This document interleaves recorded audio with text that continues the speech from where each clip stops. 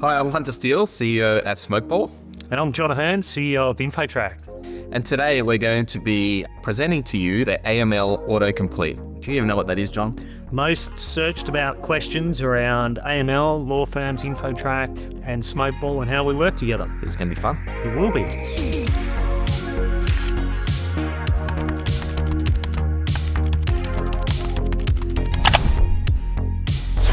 Okay, you ready to go? Why do law firms? Let's peel this off. Need to care about AML. Yes. Well, as you know, Hunter, the Tranche 2 requirements are coming in on July the 1st. Really, if you look at us in Australia, we're a little behind the rest of the world when it comes to AML. Sort of anti-money laundering reforms are being rolled out into different jurisdictions for many years, and this is Australia's turn. So come July the 1st, we'll have these requirements as part of every transaction, especially property transactions. And there's a lot of focus in the market right now. AUSTRAC are working very clearly and quickly to let us know what we need to be doing, but our task right now is to prepare. That's awesome. These criminals are getting more creative. We've got to do something. Yeah, they are, and property's a big target. Hiding funds or laundering money through property transactions, whether it be deposits or settlements, is a very real thing. Awesome. All right, next question. Try to tear it off without destroying. All right. I'm trying. I need some fingernails. Why do law firms didn't have to comply with the AML Tranche 2 regulations? Well, because the reforms are coming in from July the 1st, there's more information coming out around exactly what we need to do between now and June. It's not a cause for panic, but really, law firms really need to take this seriously. AUSTRAC have said that the regime's coming in and there could be penalties, but really what we know is that there won't be penalties if firms are doing the right thing. So appointing a compliance officer and really starting to digitally onboard their clients is something that if they do, they'll be ready for these regulations. Yeah, so they're going to police it. They're not going to be too harsh to start, but they're going to have to do something. No, I think like anything, they'll be reasonable, but we just need to make sure that we're following the right processes. All right, next reveal. No, why do law firms need to verify the identity of their clients differently in 2026? Yeah, well, for property transactions, our industry's been very used to verifying the identity of their clients, and especially since 2017 when e-conveyancing came in, verifying the identity of the client was just an essential first step to meet the requirements of Ahern. But what we're seeing come out of AUSTRAC, and we're still waiting on more information to come out in PACS, is that the requirements, the check requirements, increases and the process increases as we approach July the 1st. So, for example, you're not just verifying the identity of your client, there's other checks like PEPs and sanctions checks that need to occur. You also need to, in some cases, check their source of funds. So if you think about it, the checking regime has increased. But more importantly, in some cases, to meet the ARNEC requirements, you could just take a look at a driver's license, run it off in the photocopier. I think as we move forward into these AML reforms, you'll see that practice is no longer acceptable. It's just a little bit more to it. It is, yeah. All right, 2 more to go on this board. Why do law firms need a compliance officer? You just talk about this one. Yeah, the compliance officer is a new concept, and it's a difficult one. If you think about it, you're a small law firm, right? Everybody in the law firm's pretty busy. Now you need to dedicate one of those people to be a compliance officer. Hey, if you're a sole practitioner, you are the compliance You wear officer. every hat. But if you think about it, you've got people in your practice who are very matter-focused right now. In the AML world, you need somebody who's looking across all matters, across all the people transacting in those matters, and where applicable, understanding the risks involved. identifying any risks, identifying any issues when you suspect there to be something fishy going on with where a person's getting their funding, for example. And that compliance officer is able to look holistically across all of the clients that a firm's dealing with, identify potential risks, understand the policy of the firm and the requirements of the regulation, and then to report accordingly. Yeah. I think my definition of that, it's almost more of a responsibility than a role. Like, this isn't going to hire a compliance officer and that's their only job. It's really assigning someone in the firm, unless you're a large firm, to kind of take responsibility for this and to be the one who's actually looking out for it and understanding it. Yeah, no, that's exactly right. Often in our industry, when change comes along, we this is really going to change everything. I'm really worried about the effects. How am I going to make a profit here? But I think that there is a certain amount that's fear of the unknown, and once the packs are released by AUSTRAC in the new year, I think that we'll know what the function of the compliance officer needs to be, exactly what checks they need to do, and we'll make it as easy as possible. That's our job. All right, last one on the board. Do you want a hand with this one, or? It's not as easy. No, actually, you have to do it. Yeah. I'm not going to do it now. Yeah. Good. All right, last one on the board. Why do law firms need technology to stay compliant? I mean, we talk about this a lot, Hunter. The role of technology is to simplify life, to make things more efficient and effective. And these Tranche 2 reforms, let's be honest, they're putting they're putting a certain amount of risk, but they're certainly putting work into the firm. And so when there's inefficiencies, you always use technology, and that's why we'll build some great technology here to ensure that the firms, as long as they're using that technology, they stay totally compliant. Perfect. That reminds me of a joke. Can I tell one joke? Yeah, tell the joke. A tiger walked into a bar. A Tyler? Tiger. Oh, tiger. Yeah. And he says, "Can I have a beer, please?" And the bartender said, "Why the big pause?" He said, "I was born with it." That's not bad. Yeah. All right, Hunter. Let's see how hard this really is. You're going backwards. Yeah, why? Oh. Will the new InfoTrack AML product... Oh. This is making me happy, John. I'm going to go from the other end. Would you like me to do it for you? Solve AML pain points for firms. All right, you can take this one. Yeah, I mean, that's the purpose. Good answer. Yeah. The purpose of the technology is to solve the pain points for firms. So if with the intake product in Smokeball tightly integrated with InfoTrack's product, what you're going to see is if you digitally onboard your client, we'll do all of the checks and identify the risks in the transaction up front. And so if you do that, then your compliance officer will see very simply in Compliance Centre a nice dashboard that identifies those risks so that they can investigate further and then act accordingly. And that's the idea of the technology, is to really identify the risks, but still enable the lawyer or conveyancer to still have the control, understanding of their matter, and really then make reporting easy. And just have that seamless workflow. Yeah, that's right. Like everything we do, right? Yeah. It's got to be simple. Otherwise, it's too hard. Yeah. And too risky to be non-compliant. Next. Will the new InfoTrack AML products integrate with Smokeball? I'll take this one. Yeah. Yes. See, that's easy as it was. It will definitely integrate. And as you've probably seen over the last, few years, the integration between Smokeball and InfoTrack has become more seamless. So it used to be click a button and change worlds, and now InfoTrack products and services and Smokeball work seamlessly together just to get the job done when you need to get it.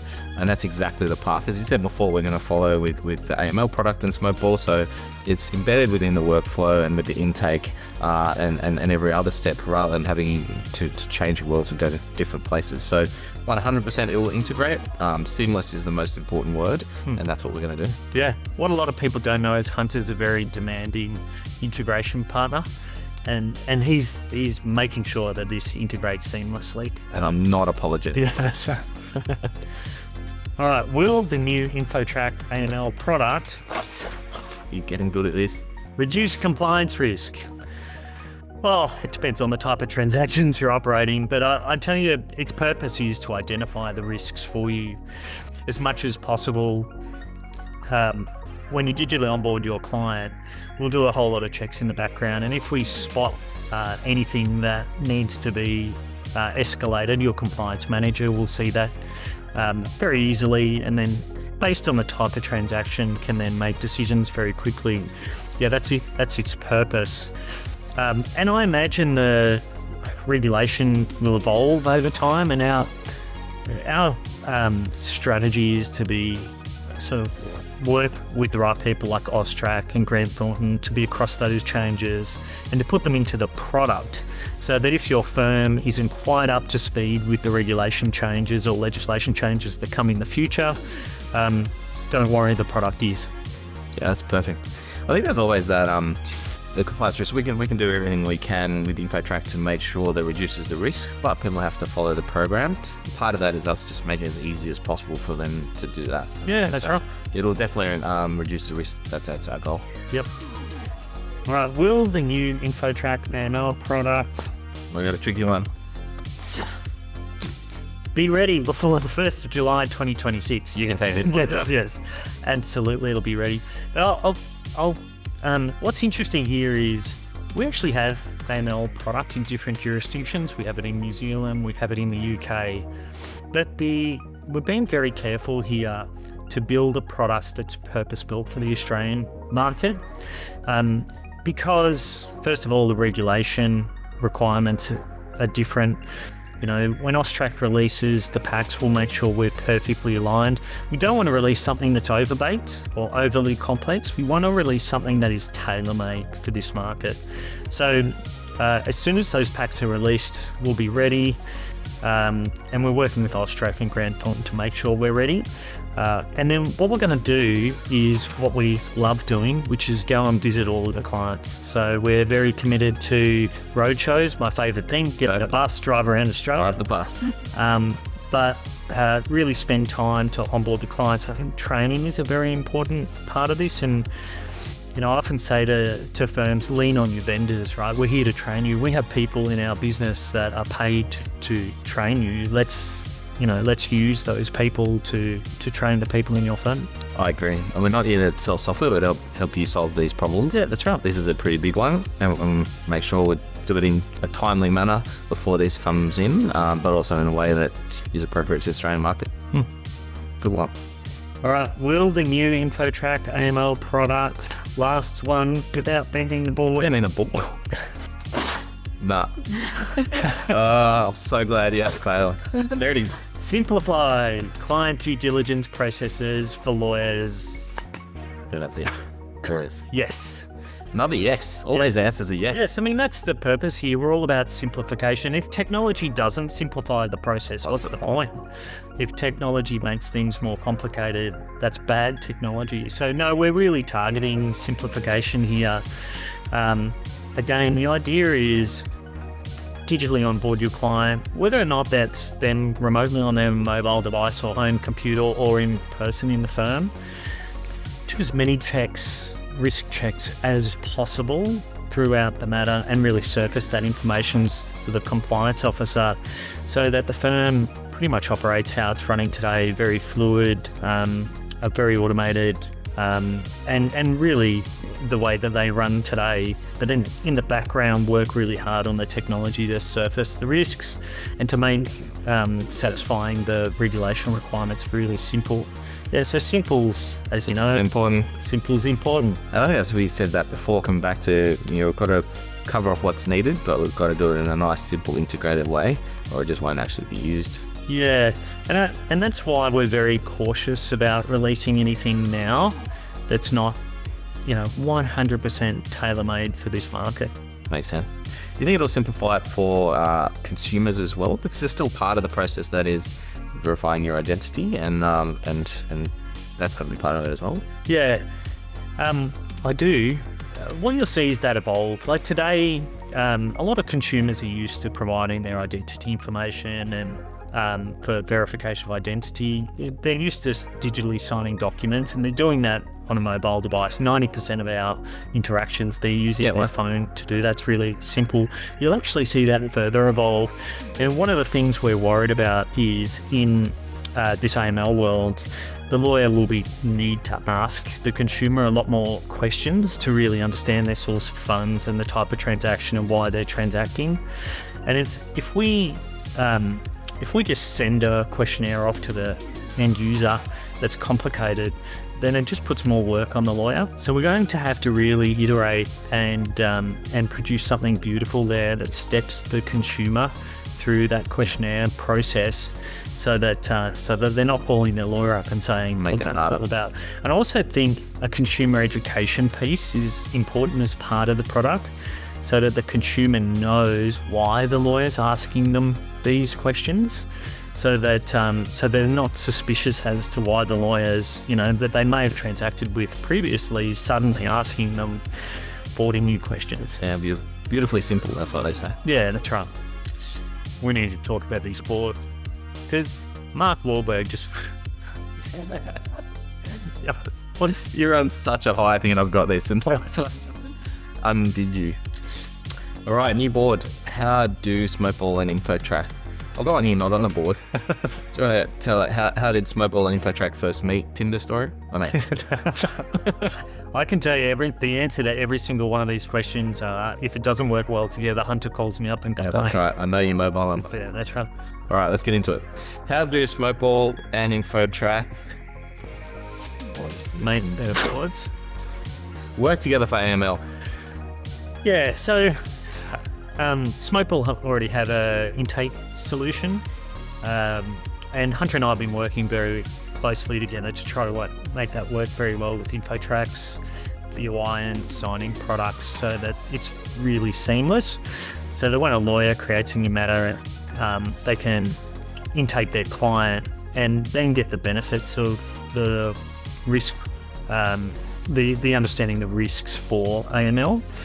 And then obviously Smokeball's got some really nice APIs, and we're leveraging those APIs to really look across all of the matters, so that the compliance officer in the firm has total visibility of all of the active matters, risks associated with those matters, so it makes their job far simpler. Yeah, I think it's that beautifully simple, right? We want to make sure that it feels like one process, one system, not going to different worlds, and that the end user isn't going to multiple places they feel comfortable where they are. Yeah, that's right. And it feels like two systems. Don't worry, Hunter will call me and complain. We'll sort it out. Number 2, how do Smokeball and InfoTrack help law firms prepare for the new Tranche 2 regulations? Yeah, so look, InfoTrack's working with AUSTRAC and Grant Thornton right now to make sure we've got the right materials to prepare the industry. And we'll be working very closely together in the new year to really do that face-to-face training and roadshows with the industry to make sure that they're prepared. But I can tell you that we'll do that, and we'll have policies and training out there and roadshows. But I can tell you the most important thing is for the firms right now to appoint a compliance officer, somebody who's in charge of understanding this problem space. And second, just to start digitally onboarding your clients today. You're already doing it for verification of identity. Just continue to do that. And for a large part, in the new year, when the packs are released by AUSTRAC and our products comes out, you'll be prepared. Yeah, I think that's one thing I learned from you, actually, John, is that actually most of our clients are already on the pathway to do this, because they're doing the verification of identity, and we're going to extend that and make sure they're compliant. So just make sure that you're already doing that, you understand it, you have your compliance officer, and help us educate you by coming to some of these sessions, whether it be face-to-face or online. Speak to your account managers and we'll make sure you got a seat. Yeah, because firms have a process today, like you say, and so our approach here is to just evolve that process. So they're still performing the same functions, but the technology is doing a lot more work in the background. A lot more. Let us do the heavy lifting. That's right. All right. How do Smokeball and InfoTrack streamline client due diligence? Similar question.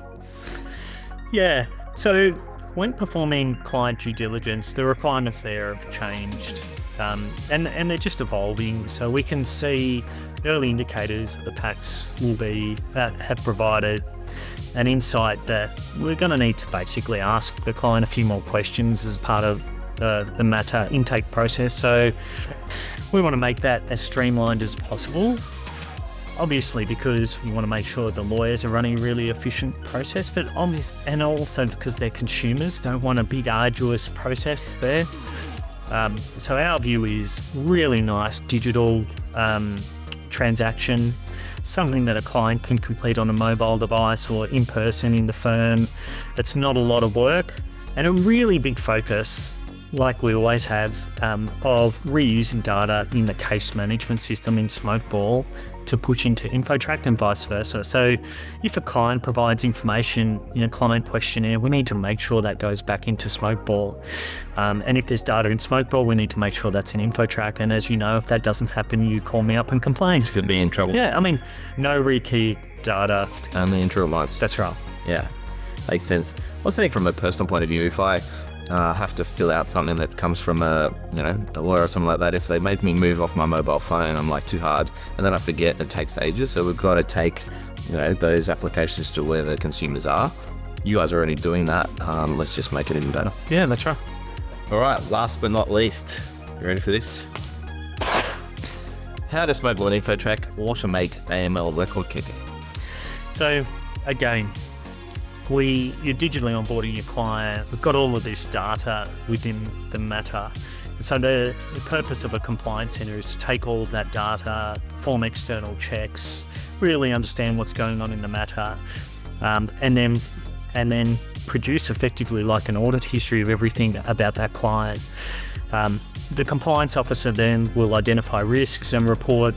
I think it's a really important part of AML that the lawyers in the firm control when to report.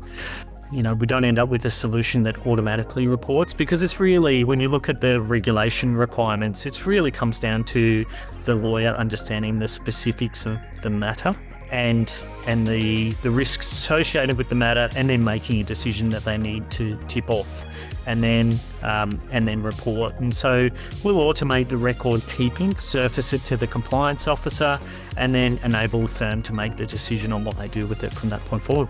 That's good. Yeah, I think that compliance officer, it can sound like a scary job, but let's make it easy for them. Yeah, that's right. Let's make it really low effort. Let's make it really automatic, but while still ensuring that they have the power and control. Yeah, awesome. Am I doing the surprise board? I'm nervous. What's this? Do Hunter and John. Try to out-teach each other. Tech. Oh, You can't even read. out-tech. Yeah. Yeah, we do. But- That's a common problem. The problem is I can never win with this, John, to be honest. Yeah. Even at home, you find some new gadget you tell me about, and then I have to get a new gadget, and then I get in trouble by my wife, and it's all one of those things. Yeah, we do try to out-tech each other, although the pizza oven was your idea. Yeah, there you go. Yeah.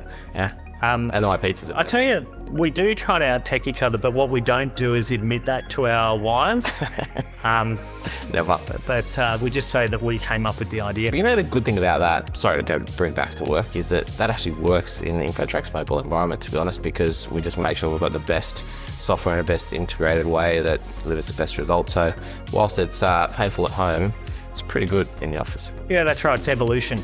I agree. We always try to outdo each other, and that produces great product. True. Do Hunter and John secretly want to swap companies for a day? Oh, that'd be good. No, you don't want to?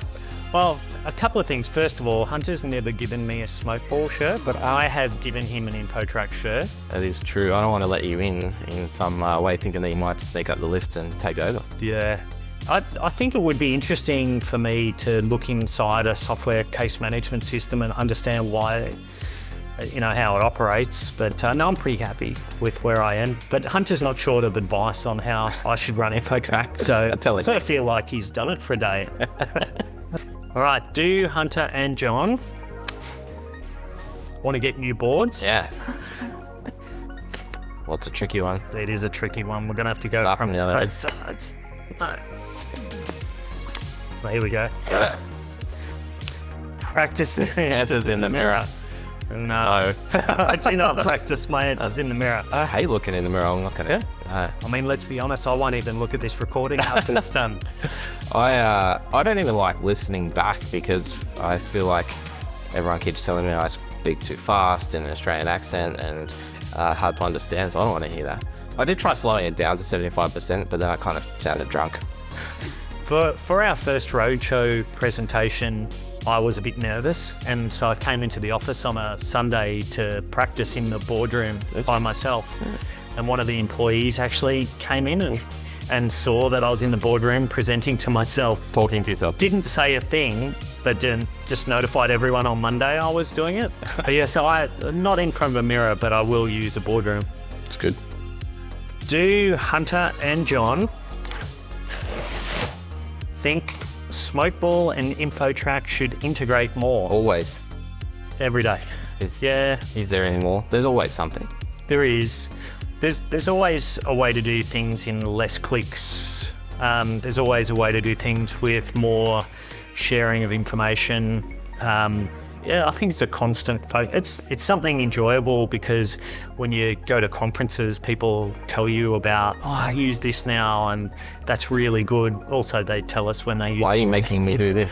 Yeah, that's right. So we get a lot of feedback. So, yeah. I literally started my career. I think, yes, I used to write code. The first line of code I wrote would be to integrate searching and case management and practice management. And so I do think about it every day, which is why I'm a pain for you. But there's always more we can do. Yeah. Right. Last one. Do Hunter and John want law firms to start preparing now? Yes. Yeah. What's the best way for them to start preparing? Well, I think appoint a compliance officer. Just appoint a compliance officer today and make them, law firms have always been good at sharing information internally. I remember when we were talking to law firms about electronic signatures, we have the ETA, but really what was happening was there were champions in law firms who were looking at digital signatures, understanding the legal requirements, and then working within the law firm to educate them. We need exactly the same thing happening here. We need a compliance officer reading what's coming out of AUSTRAC, providing, looking at the information we're providing, and then deciding what the firm's approach is to that and how they're going to implement it. And then just, being the thought leader within the law firm. That's what I'd be doing from today. I think the other is just take advantage of the education we're putting out there. So Smokeball Spark, InfoTrack Roadshow, webinars, join webinars. There's lots of opportunities to start learning, and let us help you learn and come along. I'm a bit suspect on Google asking if John and Hunter want law firms to start preparing now, but I'm glad the question was asked. Yeah, it was thrown in there. Could have been worse. It could have. It could be, does Hunter invite John to the Smokeball Christmas party? Oh, this year, John. No, mate. Thanks, everyone, for watching the AML Autocomplete. I'm Hunter Steele, CEO at InfoTrack. And I'm John Ahern, CEO of InfoTrack, and that was fun. Oh, I see you didn't pick it up.